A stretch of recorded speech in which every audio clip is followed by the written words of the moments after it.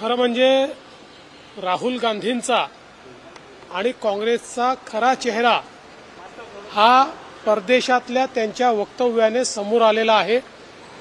राहुल गांधी स्पष्टपणे आरक्षण संपवण्याबद्दल बोललेले आहेत। एकीकडे निवडणुकीमध्ये खोटा नरेटिव्ह तयार करायचा आणि दुसरीकडे आरक्षण संपवण्याची गोष्ट या ठिकाणी करायची हे अतिशय चुकीचं आहे। भारताच्या संविधानाचा किंवा संविधानकार भारतरत्न डॉक्टर बाबासाहेब आंबेडकरांचा काँग्रेसने कधी सन्मान केला नाही। बाबासाहेबांना त्यांनी लोकसभेमध्ये निवडून देखील जाऊ दिलं नाही। 2 वेळा षडयंत्र करून बाबासाहेबांना पराभूत करणारं हेच काँग्रेस आहे।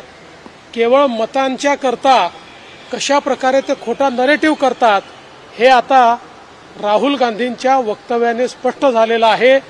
भारतीय जनता पक्षाची भूमिका स्पष्ट आहे। आम्ही आरक्षणाच्या बाजूने आहोत।